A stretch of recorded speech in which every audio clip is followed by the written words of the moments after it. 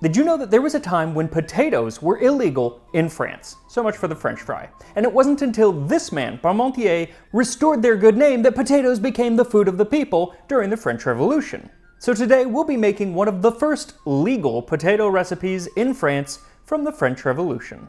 So thank you to HelloFresh for sponsoring this video as we make potatoes from the French Revolution, this time on Tasting History.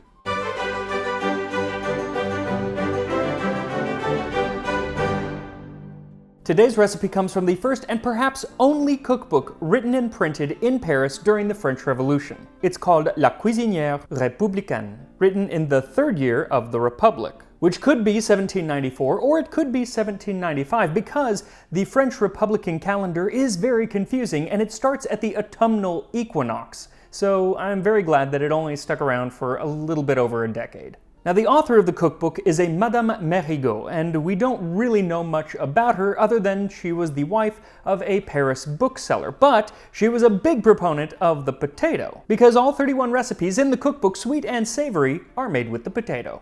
Pomme de terre à l'économe.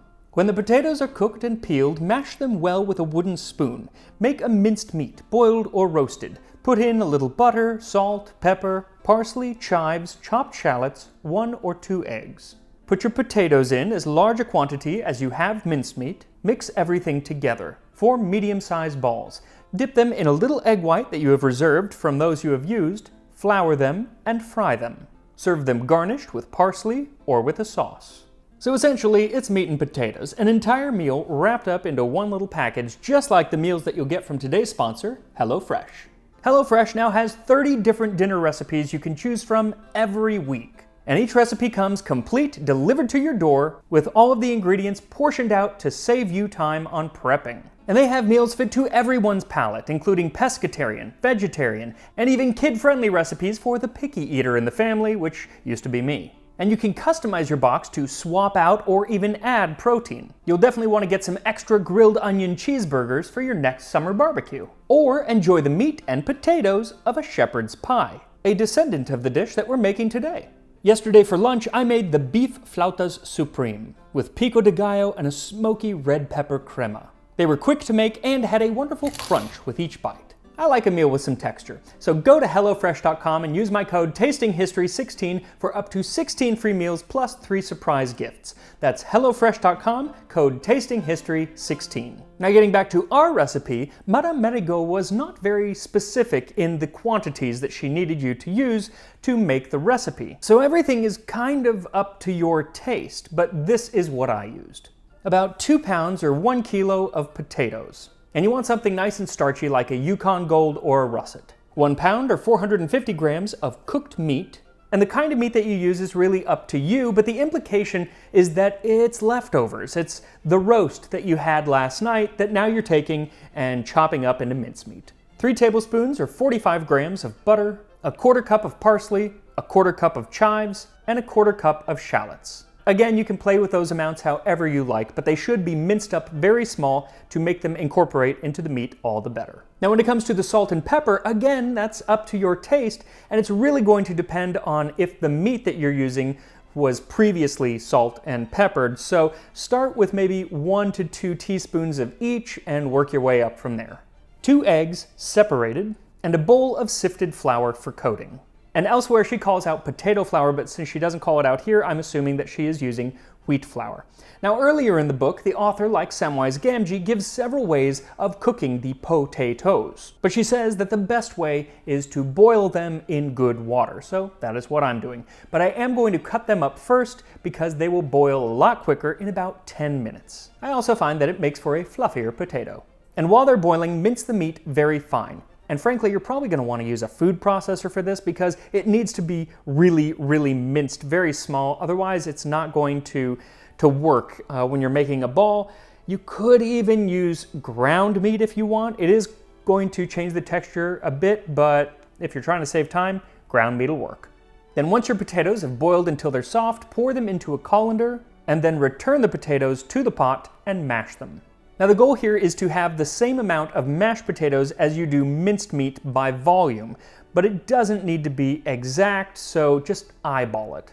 So put your meat into a large bowl and add in the butter, salt, pepper, parsley, chives, shallots, and the 2 egg yolks, and mix it all together until everything is well incorporated. Then add that to the potatoes and mix. Then take a bit of the mixture and roll it into a ball. They should be a little bit bigger than a golf ball.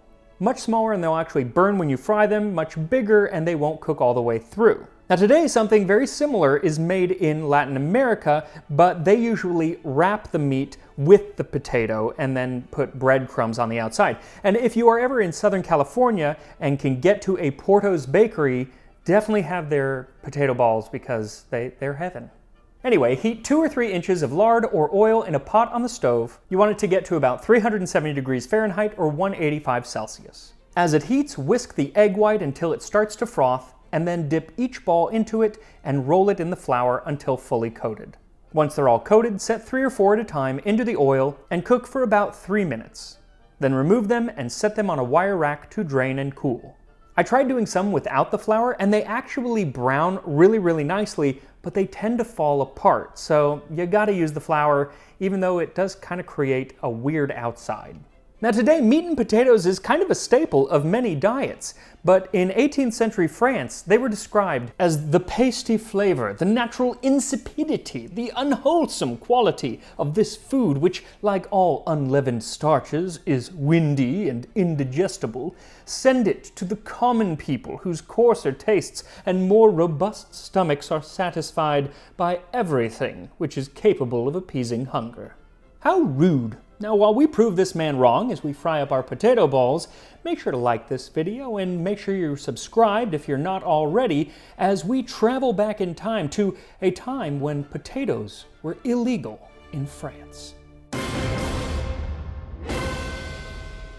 Potatoes first came to Europe with the Spanish in the 16th century, and by the 18th century, they were being grown most everywhere in Europe. But while they were a popular dish in Spain and England and Ireland, most of the continent had yet to really embrace the potato for anything other than hog feed, to make cheap Swedish brandy, or to eat simply because you had absolutely nothing left to eat. In fact, many farmers believed them to be poisonous to humans, and in 1748 in France, a fear that they may cause leprosy led to their cultivation being made illegal.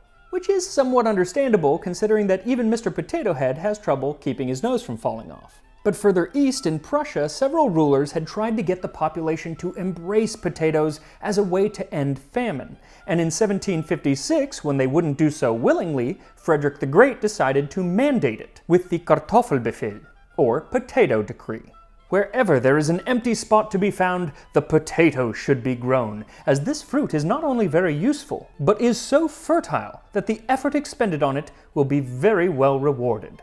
And he was absolutely right, so when the 7 Years' War caused mass starvation amongst many of the nations of Europe, the Prussians fared considerably well. And this is where Antoine-Augustin Parmentier enters the potato saga. See, he was a pharmacist for the French army during the war and was captured and put in a Prussian prison where he was forced to eat potatoes for the better part of 3 years. By the way, saying Prussian prison is really hard. I said it like 5 times. I just want to say Prussian prison, but then I sound like Liza Minnelli.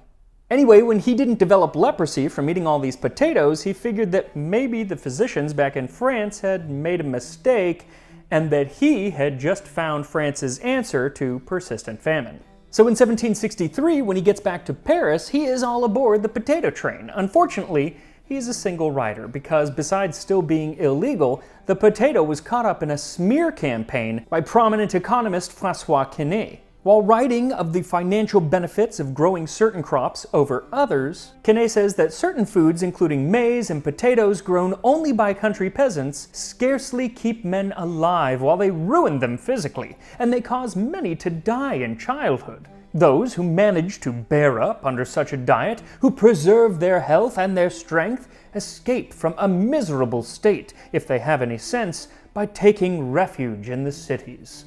Another airtight argument that many of the clergy used against eating potatoes was that clearly God did not approve of them as they were not mentioned in the Bible. So clearly Parmentier had an uphill battle ahead of him, but he was also up to the task. And after a failed harvest in 1770, people started to come around to wanting to listen to new ideas. And Parmentier won an essay contest from the Academy of Besançon extolling the virtues of the potato entitled Inquiry into Nourishing Vegetables that in times of necessity could substitute for ordinary food.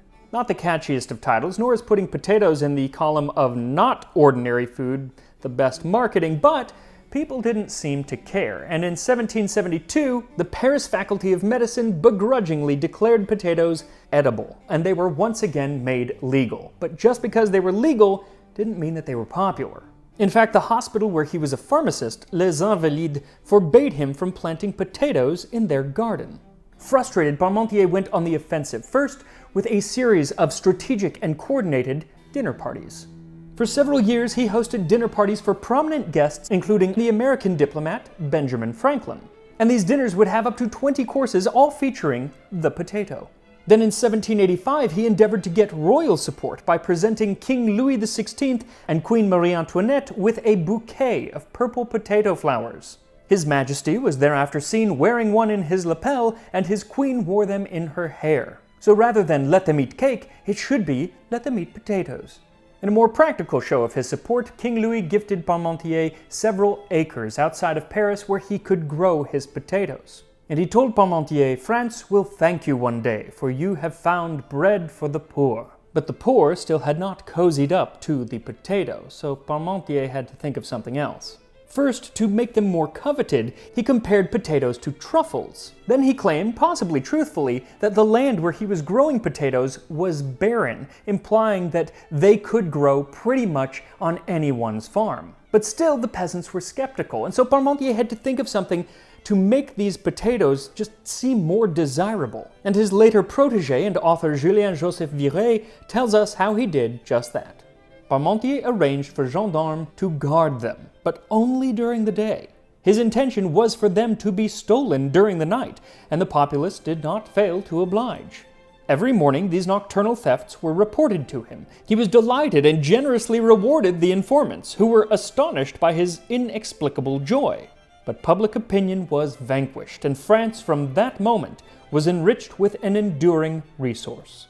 Basically, it was only after he put guards around them, making them seem very precious, that people actually wanted the potatoes. And this same story is often attributed to Frederick the Great, that Prussian king who made the potato popular in Prussia. But my thought is, who would be crazy enough to steal from Frederick the Great? Regardless, Parmentier continued to write about the many uses of the potato, and even had one treatise published and printed by order of the king. Unfortunately, it was done so just a few days before the French Revolution. But while the revolution was bad for Louis, it was good for the potato and for Parmentier's career. In the following years, as others took up the mantle for the potato, he focused on abstracting sugar from sugar beets, how to improve the diet of French sailors, and even developed a more edible version of hardtack. He also helped create new forms of food refrigeration, started a school for bread making, and in 1805, under Emperor Napoleon Bonaparte, Parmentier established the first mandatory smallpox vaccination campaign.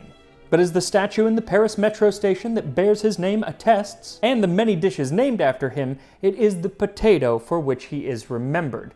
One contemporary gourmand wrote, "Parmentier is the Homer, Virgil, and Cicero of the potato." Something to remember as we try our potatoes from the French Revolution. And here they are, pommes de terre à l'économe. Bon appétit!